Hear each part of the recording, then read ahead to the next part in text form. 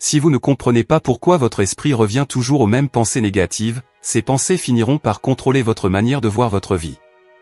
Bienvenue dans cet espace dédié à la compréhension de l'esprit humain, des émotions modernes et des mécanismes psychologiques qui influencent nos comportements sans que nous en ayons toujours conscience.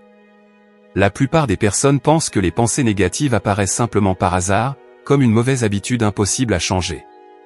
Pourtant, derrière ces répétitions mentales se cachent des mécanismes profonds liés à votre mémoire, vos émotions, vos expériences passées et la façon dont votre cerveau cherche constamment à vous protéger. Pourquoi certaines inquiétudes reviennent-elles encore et encore? Pourquoi votre esprit répète-t-il les mêmes scénarios, les mêmes peurs et les mêmes souvenirs, même lorsque vous souhaitez avancer? Et surtout, pourquoi est-il parfois plus facile de se concentrer sur ce qui pourrait mal tourner plutôt que sur ce qui va réellement bien dans votre vie?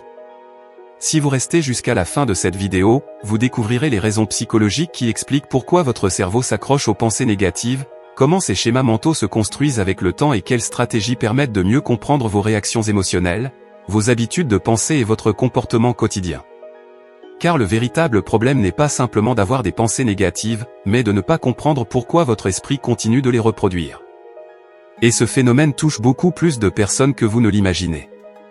Certaines personnes vivent avec une fatigue mentale constante, analysent chaque situation plusieurs fois, anticipent les problèmes avant même qu'ils existent et restent prisonnières de conversations intérieures qu'elles ne contrôlent pas toujours. Mais lorsque vous comprenez le fonctionnement de votre esprit, vous commencez à reprendre le contrôle sur vos émotions, vos décisions et votre relation avec vous-même. Dans cette vidéo, nous allons explorer ensemble la psychologie derrière ces pensées répétitives, comprendre pourquoi votre cerveau privilégie parfois les souvenirs douloureux aux expériences positives et découvrir comment transformer cette compréhension en une véritable évolution personnelle. Parce que comprendre son esprit, c'est commencer à changer la manière dont on vit ses émotions, ses relations et son propre quotidien. Vous est-il déjà arrivé de vous retrouver seul, dans un moment de calme, et de sentir votre esprit recommencer à tourner en boucle? Une simple phrase prononcée par quelqu'un, un souvenir d'une situation passée, une erreur que vous avez faite il y a plusieurs années, soudainement, tout revient comme si votre cerveau refusait de laisser cette pensée disparaître. Vous essayez de penser à autre chose, vous cherchez à vous distraire, mais quelques minutes plus tard, vous êtes de nouveau face aux mêmes inquiétudes, aux mêmes scénarios négatifs et aux mêmes questions sans réponse. Beaucoup de personnes vivent cela chaque jour sans réellement comprendre ce qui se passe dans leur propre esprit. Elles se demandent pourquoi elles analysent constamment les conversations, pourquoi elles imaginent toujours le pire résultat possible ou pourquoi certains souvenirs douloureux semblent avoir plus de force que les moments heureux. Ce n'est pas simplement une question de manque de volonté ou de pessimisme. Derrière ces pensées répétitives, il existe un fonctionnement mental qui cherche à donner un sens à ce qui nous arrive et à éviter de nouvelles blessures. Imaginez une personne qui reçoit un message sans réponse pendant plusieurs heures. Pour certains, ce n'est qu'un détail sans importance. Mais pour d'autres, le cerveau commence immédiatement à créer des hypothèses. Est-ce que j'ai fait quelque chose de mal? Est-ce que cette personne est en train de s'éloigner? Pourquoi cela arrive encore? En quelques instants, une situation neutre devient une source d'angoisse. Le problème est que plus nous luttons contre certaines pensées, plus elles semblent revenir avec davantage de force. Notre esprit a tendance à revenir vers ce qui possède une charge émotionnelle importante, surtout lorsqu'une situation n'a pas été complètement comprise ou acceptée. C'est comme une alarme intérieure qui continue de sonner parce qu'elle croit qu'un danger existe encore. Et le plus surprenant, c'est que certaines habitudes quotidiennes renforcent ce mécanisme sans que nous nous en rendions compte. La manière dont nous interprétons les événements, les souvenirs auxquels nous donnons le plus d'importance et les histoires que nous répétons intérieurement peuvent progressivement influencer notre façon de ressentir le monde. Ce fonctionnement explique pourquoi certaines pensées semblent revenir encore et encore, même lorsque nous voulons simplement avancer. Avez-vous déjà remarqué que votre esprit semble parfois chercher des problèmes même lorsque tout va relativement bien dans votre vie? Vous pouvez avoir une journée normale, recevoir une bonne nouvelle, passer un moment agréable avec quelqu'un que vous aimez, et pourtant, quelques minutes plus tard, votre cerveau revient vers une inquiétude ancienne ou une pensée négative qui n'a aucun lien avec ce moment présent. Ce phénomène paraît étrange, mais il révèle un mécanisme que beaucoup de personnes ne remarquent jamais. Ce que la plupart des gens ignorent, c'est que notre esprit ne fonctionne pas uniquement pour nous rendre heureux. Il cherche avant tout à nous protéger. Pour cela, il analyse constamment notre environnement, compare les situations actuelles avec nos expériences passées et tente d'anticiper ce qui pourrait représenter une menace. Le problème apparaît lorsque ce système de protection devient trop actif et commence à traiter des situations normales comme si elles étaient dangereuses. Par exemple, une personne qui a déjà vécu une déception dans une relation peut commencer, sans même s'en rendre compte, à interpréter certains comportements de manière négative. Un message plus court que d'habitude peut sembler être un signe de rejet. Un silence pendant une conversation peut être interprété comme un manque d'intérêt. Pourtant, dans la réalité, il existe souvent plusieurs explications possibles. Mais le cerveau choisit parfois celle qui correspond le plus aux anciennes blessures qu'il connaît déjà. Ce mécanisme influence aussi notre vie sociale. Certaines personnes évitent de parler en public par peur d'être jugées, refusent de nouvelles opportunités parce qu'elles imaginent un échec avant même d'essayer, ou gardent leur distance avec les autres parce qu'elles anticipent une future déception. Elles pensent prendre une décision rationnelle, alors qu'elles suivent parfois un schéma émotionnel construit progressivement au fil des expériences. Le plus difficile à accepter, c'est que ces pensées peuvent sembler totalement logiques lorsqu'elles apparaissent. La personne ne se dit pas « mon cerveau est en train de créer une interprétation basée sur une ancienne peur ». Elle ressent simplement que sa réaction est normale et justifiée. C'est justement ce qui rend ces mécanismes si puissants, ils agissent en arrière-plan, influençant nos choix, nos relations et notre perception de nous-mêmes sans demander notre autorisation. Mais comprendre ce fonctionnement change déjà notre manière de regarder nos propres pensées. Car une pensée qui apparaît automatiquement n'est pas toujours une vérité. Parfois, elle est simplement le résultat d'un ancien mécanisme qui continue de fonctionner dans une situation où il n'est plus nécessaire. Et ce phénomène devient encore plus visible lorsque nous observons les habitudes quotidiennes qui entretiennent ces réactions sans même que nous en ayons conscience. Avez-vous déjà eu l'impression de ne plus agir exactement comme vous le souhaitez, comme si certaines réactions apparaissaient automatiquement avant même que vous ayez le temps de réfléchir ? Beaucoup de personnes ne réalisent pas que les pensées répétitives ne restent pas seulement dans leur tête. Avec le temps, elles commencent à influencer leur manière de parler, de choisir, de se comporter avec les autres et même la façon dont elles se perçoivent. Lorsqu'une personne revient constamment aux mêmes pensées négatives, son comportement peut progressivement changer. Elle peut devenir plus méfiante, chercher davantage l'approbation des autres ou analyser chaque détail d'une interaction sociale. Un simple regard, une réponse tardive ou une remarque innocente peuvent prendre une importance excessive. Petit à petit, elle commence à vivre les situations du quotidien non pas à travers ce qui se passe réellement, mais à travers les scénarios que son esprit construit. Dans les relations, cela peut créer une distance invisible. Une personne qui a peur d'être rejetée peut, par exemple, devenir plus silencieuse, moins spontanée ou chercher constamment des signes quelconques pour les autres.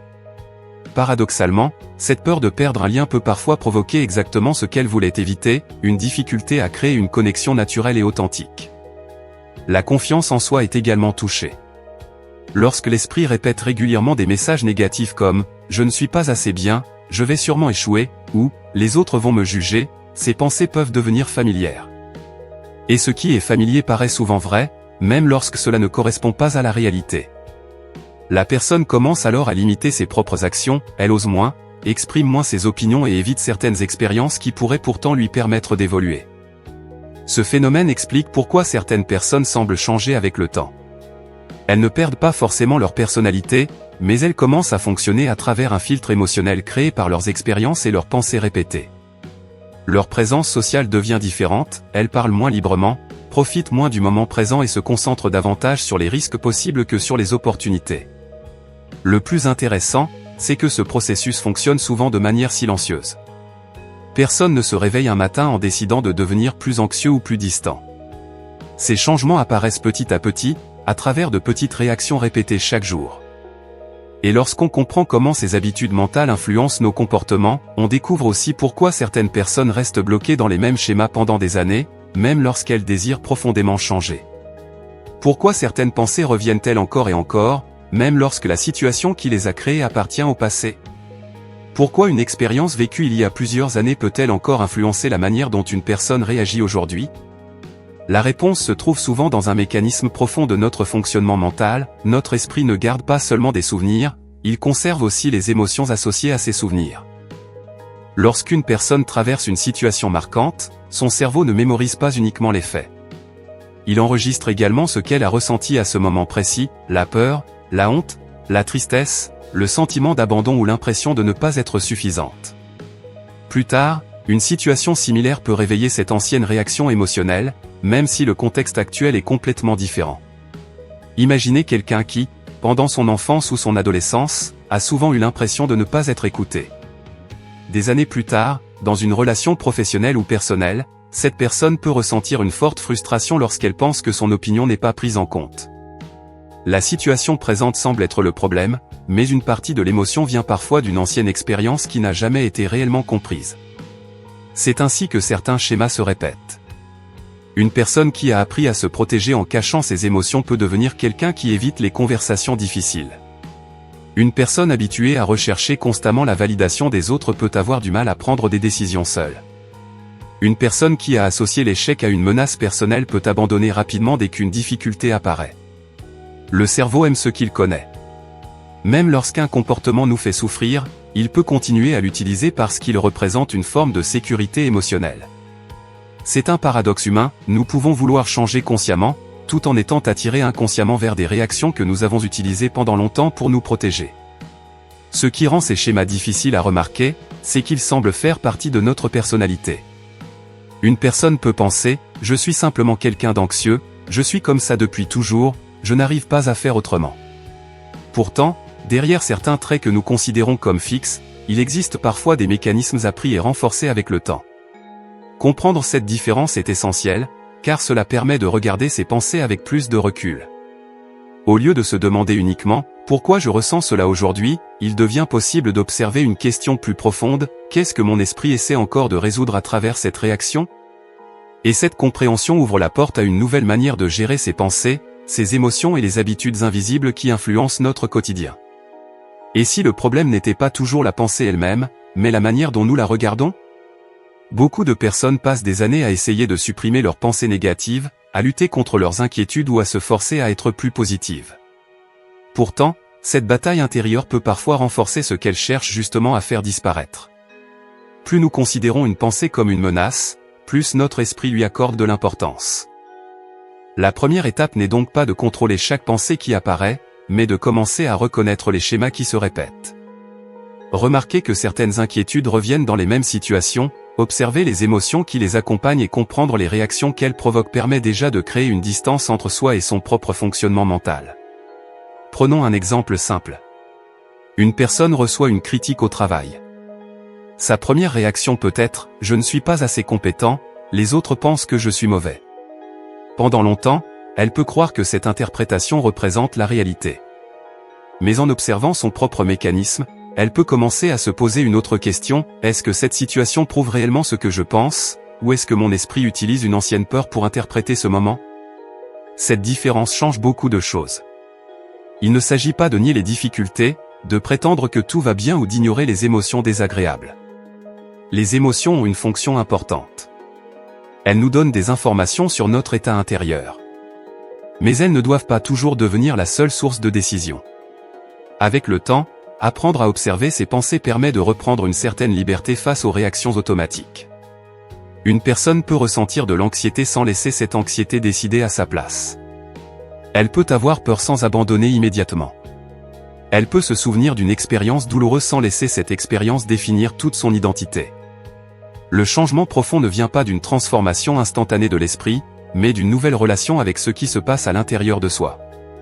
Au lieu de croire chaque pensée comme une vérité absolue, il devient possible de la considérer comme une information, un signal, parfois même comme une ancienne protection qui n'est plus adaptée à la situation actuelle. Comprendre pourquoi notre esprit revient vers certaines pensées négatives, c'est finalement apprendre à mieux se connaître. Car derrière chaque répétition mentale, chaque réaction automatique et chaque émotion difficile, il existe une histoire, un mécanisme et une logique que nous pouvons progressivement découvrir. Et lorsque nous commençons à comprendre notre propre fonctionnement intérieur, nous ne changeons pas seulement nos pensées, nous changeons aussi la manière dont nous vivons nos relations, nos choix et notre quotidien. Peut-être que la chose la plus importante à comprendre n'est pas de savoir pourquoi certaines pensées reviennent, mais pourquoi nous leur donnons parfois le pouvoir de définir notre manière de voir la réalité. Pendant longtemps, nous pouvons croire que nos pensées représentent exactement qui nous sommes, alors qu'elles sont souvent le résultat d'expériences, de souvenirs et de mécanismes construits au fil du temps. Chaque personne porte une histoire invisible que les autres ne voient pas. Derrière une réaction excessive, un silence, une peur ou une inquiétude répétée, il existe souvent une partie de nous qui essaie simplement de donner un sens à ce qu'elle a vécu. Notre esprit n'est pas un ennemi à combattre, mais un système complexe qui conserve des traces de nos expériences et qui cherche constamment à nous orienter. Ce qui est fascinant dans le comportement humain, c'est que deux personnes peuvent vivre une situation identique et lui donner une signification complètement différente. L'une peut y voir une menace, l'autre une opportunité. La différence ne se trouve pas toujours dans l'événement lui-même, mais dans l'histoire intérieure que chacun associe à cet événement. Les pensées qui reviennent ne sont donc pas seulement des répétitions du passé. Elles sont aussi des fenêtres qui révèlent la manière dont nous avons appris à interpréter le monde. Elles montrent nos attentes, nos peurs, nos protections et parfois même les parties de nous que nous avons longtemps ignorées. Comprendre son esprit, c'est finalement découvrir qu'une grande partie de notre vie se déroule dans un espace invisible, celui de nos interprétations, de nos souvenirs et des significations que nous donnons aux choses. Et peut-être que la véritable transformation commence au moment où nous réalisons que nous ne sommes pas uniquement les pensées qui traversent notre esprit, mais aussi celui qui observe leur passage. Si vous êtes arrivé jusqu'ici, c'est que vous faites partie des personnes qui cherchent réellement à comprendre leur esprit et les mécanismes invisibles qui influencent leur quotidien. N'hésitez pas à vous abonner à la chaîne pour continuer à explorer la psychologie humaine, les émotions, les comportements et tout ce qui façonne notre manière de penser et d'agir. Si cette vidéo vous a aidé à voir vos pensées différemment, laissez un « j'aime ». Cela permet à d'autres personnes qui vivent les mêmes difficultés de découvrir ce contenu et de mieux comprendre leur propre fonctionnement intérieur. Dites-moi également dans les commentaires « je comprends mon esprit » si vous êtes resté jusqu'à la fin de cette vidéo. Votre commentaire permettra de créer un espace d'échange entre des personnes qui souhaitent mieux se connaître. Et avant de partir, regardez la vidéo qui apparaît sur l'écran ou explorez la playlist que nous avons préparée pour vous. Vous y trouverez d'autres contenus sur la psychologie, les émotions, les relations humaines et les habitudes mentales qui influencent votre vie chaque jour. Votre esprit raconte une histoire en permanence, il est peut-être temps de mieux comprendre ce qu'il essaie de vous dire.